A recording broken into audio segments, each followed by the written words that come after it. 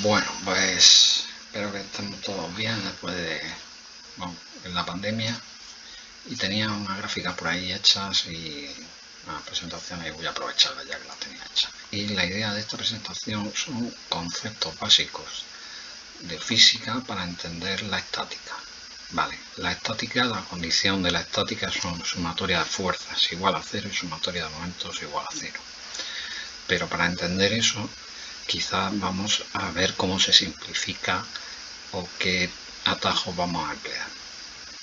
Vale, interesa distinguir primero entre un punto material, que sería un punto que concentra toda la masa de un cuerpo y no me importa la geometría, y un sólido rígido en el que la geometría sí me importa. Es decir, si yo voy, por ejemplo, de una ciudad A a una ciudad B y me interesa saber, y sé que viaja a una velocidad media, pues no me interesa saber la velocidad de la rueda, a lo mejor, para saber a qué hora voy a llegar. Simplemente diciendo, sabiendo la distancia y la velocidad a la que viajo, pues puedo sacar, si yo media hora de viaje y viajo a 120 km por hora, pues sé que me quedan 60 km por recorrer.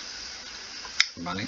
Entonces estas simplificaciones pues también las hacemos a movimientos curvos, movimientos 3D, porque dependiendo cómo corte un volumen o lo que sea, pues puedo obtener una gráfica, incluso puedo obtener una línea, como en este caso me interesa saber cómo se va a desplazar a la velocidad media, y si fuese por lo mejor con GPS, pues para saber dónde está la próxima gasolinera, sí me hace falta GPS, sí necesita conocer todas las coordenadas exactas para saber en qué sitio está la gasolinera más cercana.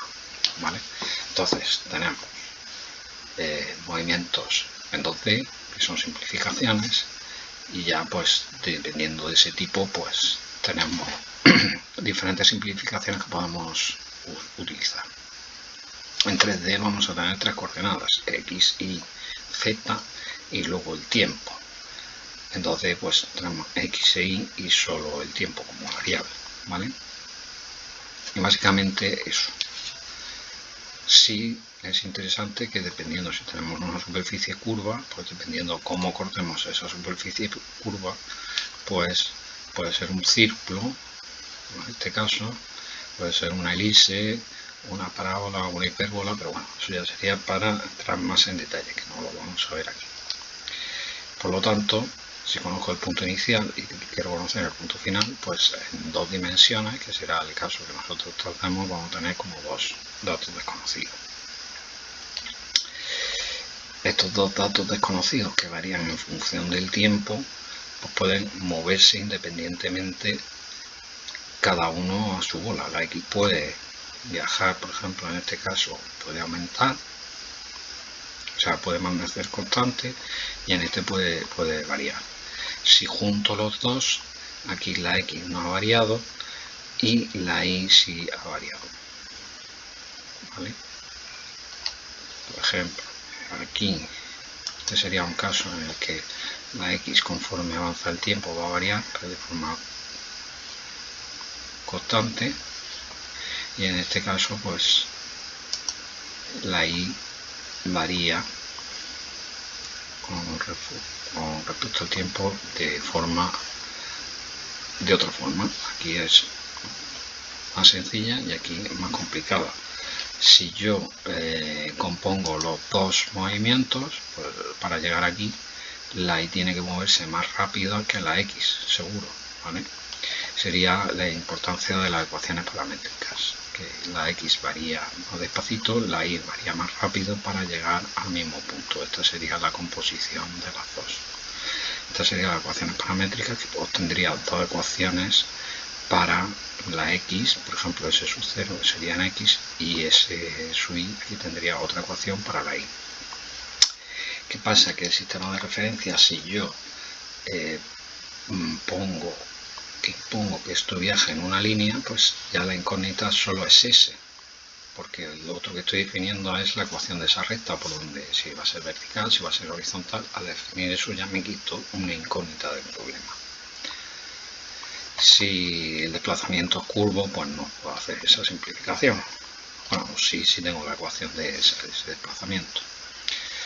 El movimiento rectilíneo, pues simplemente como tenemos esa condición, pues lo que hacemos es desplazarnos desde este punto a este y quitamos pues todo lo que hay entre medio. La simplificación es considerable.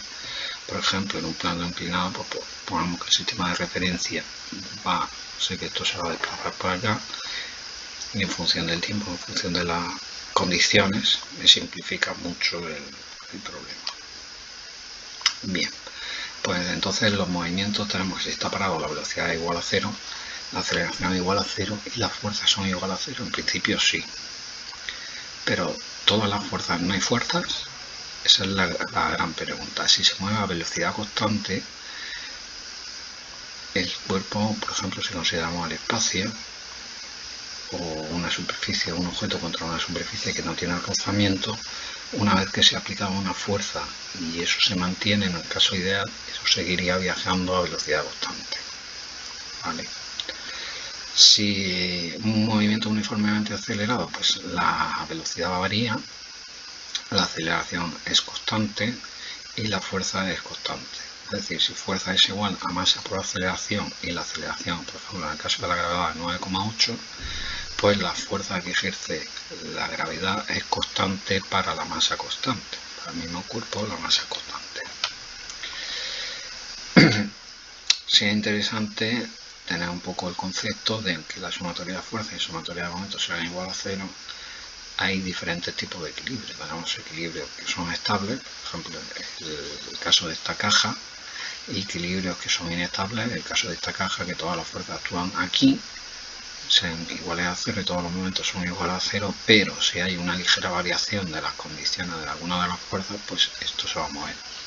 En este caso, esto, si está aquí abajo, es estable, lógicamente, y si está aquí arriba, de momento que varía un poquito una de las fuerzas, esto se mueve. Vale. ¿Qué significa que la sumatoria de las fuerzas sea igual a 0? Pues si tenemos dos fuerzas iguales y opuestas en la misma trayectoria que pasan por un punto, en el caso de la partícula es muy sencillo porque estas fuerzas, si son iguales, son la resultante de 0. Y si tenemos más fuerzas, si tenemos tres fuerzas o más, pero forman un polígono cerrado, la sumatoria de fuerzas también va a ser igual a 0. El concepto de polígono cerrado pues lo podemos deducir de la suma de vectores. Y para entender esto, lo más fácil es descomponer una fuerza en sus coordenadas x e y, sus componentes x y y. A las componentes le cambiamos el sentido y aquí se forma un polígono cerrado. Realmente estas componentes lo que forman es una fuerza opuesta e igual a la primera esta que teníamos aquí, que como pasan por el mismo punto, pues se anulan, porque es lo mismo que tenemos aquí. Y si tenemos dos fuerzas paralelas, bueno, pues dos fuerzas paralelas, en el caso de la partícula no tiene sentido, porque si pasa una por el punto material, la otra no pasa. Pero en el caso del sólido rígido, pues sí tiene sentido. Y aquí se introduce el concepto de giro o de momento.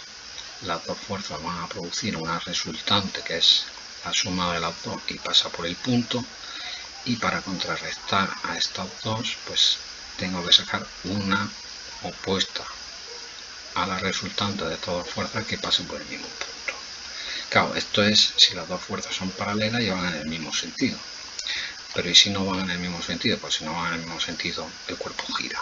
Entonces, para oponerme a ese giro, tengo que introducir algo que haga que eso no gire.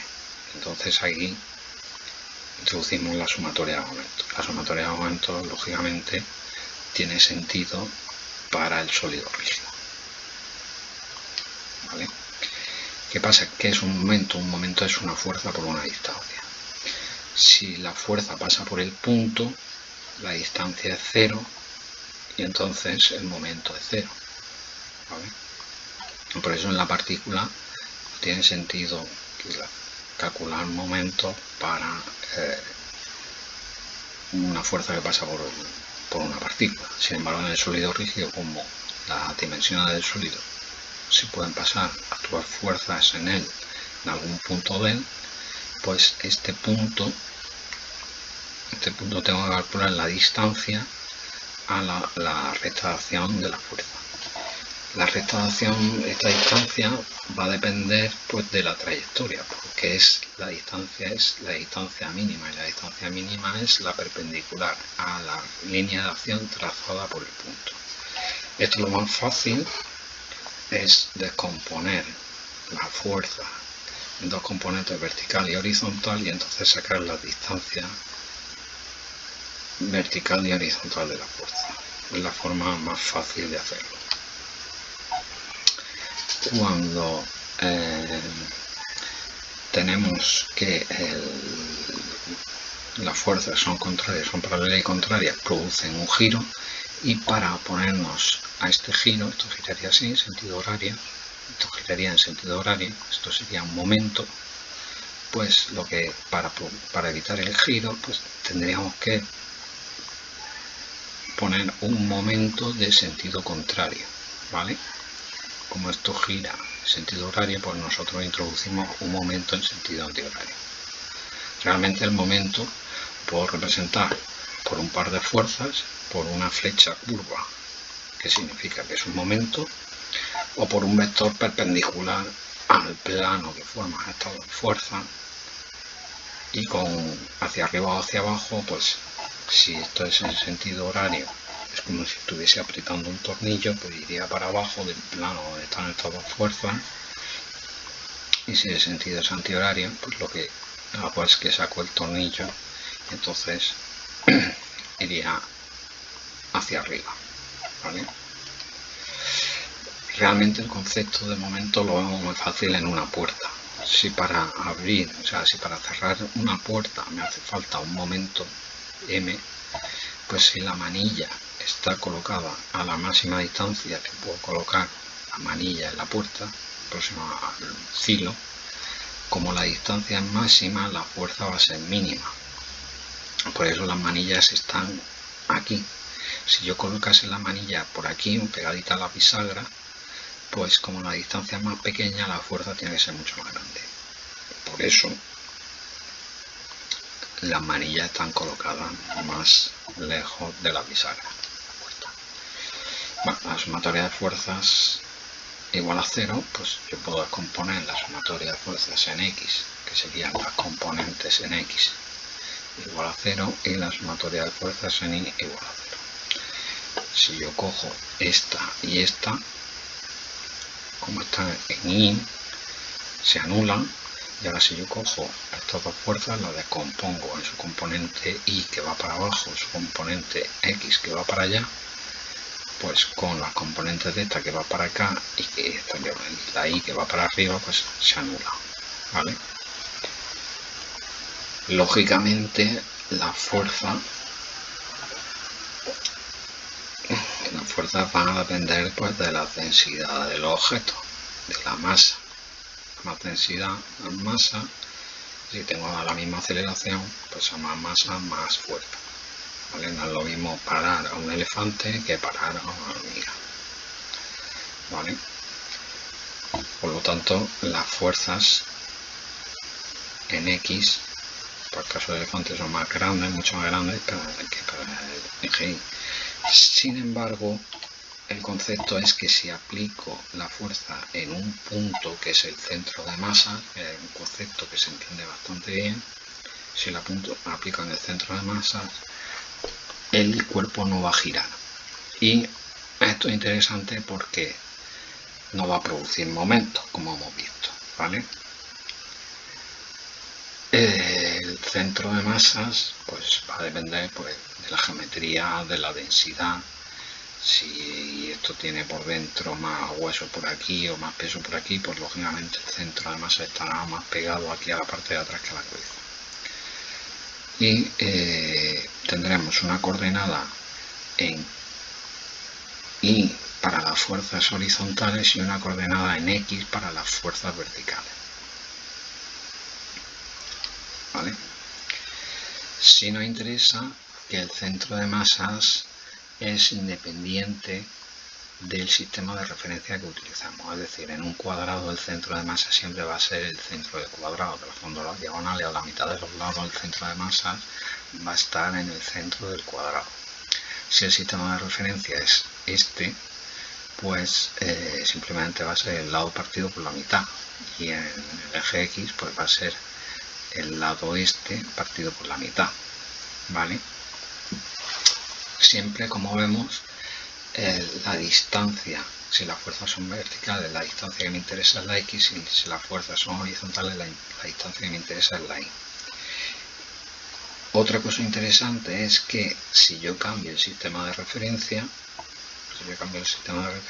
el centro de masa sigue estando en el mismo punto del objeto, no varía. O sea, el mismo centro de masas lo tiene un astronauta en la Luna que en la Tierra, pero lógicamente la Y cuando está en la Tierra pues será su altura media si está pegado al suelo, pero sin embargo si está en la Luna pues la coordenada Y va a ser mucho más grande, pero el centro de masa siempre está en el mismo punto, ¿vale? Por eso, por ejemplo, en un arnés el centro de masa está un poquito más bajo de esta anilla, para que normalmente pues no tiendas a girarte. Sin embargo, las anillas de aquí arriba, las de anticaída, están por encima del centro de masa, aunque esta también está por encima del centro de masa, esta está mucho más alta para que no te puedas voltear hacia abajo. ¿Cómo se calcula el centro de masa? Pues al final es un reparto proporcional. La X, si tengo un centro de masa del elefante que es este, y yo tenía el centro de masa de la hormiga que era este, pues ¿qué hacemos? Como vamos a calcular el centro de masa respecto a este sistema de referencia, pues tengo que ver dónde está situada la hormiga, llevarme su coordenada de su centro de masas al sistema de referencia del que quiero calcularlo, y luego una vez que tengo los dos cuerpos con el mismo sistema de referencia, utilizar un reparto proporcional que sería la masa 1 por la distancia 1 más la masa 2 por la distancia 2 partido de la suma de las masas, ¿vale? Me da la fuerza, será la suma de la masa del elefante más la masa de la hormiga, o el peso, que pasan por un punto intermedio entre los dos centros de masa. Lógicamente, como el elefante va a pesar mucho más que la hormiga produce un desplazamiento del centro de masas muy pequeño respecto al centro de masa de la hormiga. Si colocase otro elefante aquí seguido, pues sí estaría en el punto medio, pero como esto es muy pequeño, pues esto se va a desplazar casi nada, ¿vale? Esa sería un poco la idea que podríamos ver reflejada aquí. Una masa pequeña con una distancia, una masa más grande con otra distancia. La resultante está entre las dos y es proporcional. Cuando las masas de los dos objetos son la misma y las densidades son las mismas, pues podemos sustituir las masas por la superficie, ¿vale? Pero solo en ese caso, si no, no. Y ya que estamos con esto, pues vemos que podríamos sustituir esto que hemos visto antes, produce un momento respecto a un punto cualquiera de giro, podríamos equilibrarlo con otra fuerza igual pero de sentido contrario. Lógicamente, si tenemos dos elefantes de fuerzas iguales, pues puedo sustituirlo por una fuerza que pase por el centro y esta fuerza ponerle una contraria, como hemos visto antes. En el caso de una báscula, pues si yo pongo aquí un elefante y aquí ponemos una hormiga, puedo encontrar una distancia tal, una palanca que me soporte el elefante, ¿vale? Por eso la típica frase de también punto de apoyo y mover el mundo, porque teniendo suficiente brazo con algo muy pequeño puedes aguantar algo muy grande. Si tomamos sumatoria de momentos en el punto de apoyo, pues que vamos a tener la fuerza 1, bueno, tendríamos la fuerza 2 por la distancia 2, que es esto gira en sentido horario, y esto como gira en sentido antihorario, pues ponemos un menos la fuerza 1 por la distancia 1. RA, que sería la reacción que hay aquí, como pasa por el punto donde estáis calculando el momento, es igual a 0. Y para hacernos una idea de momentos, pues tenemos una llave dinamométrica, pues tiene 20 newton por metro, un taladro este tiene 42 y esto tiene 205. ¿Esto a qué equivale? Si paso esto de newton por metro, aquí lo pone por metro, esto equivale a colgar 2 kilos a 1 metro. Si yo pongo 2 litros de agua a 1 metro, pues son los 20 newton. Y por último ya pues lo del sentido de giro, que sería pues si aprieto va en sentido horario y si desaprieto sería en sentido antihorario. En cualquier caso podemos sustituir un momento, que es una fuerza por una distancia, por un par de fuerzas de sentido opuesto. Y con esto ya lo dejamos. Gracias.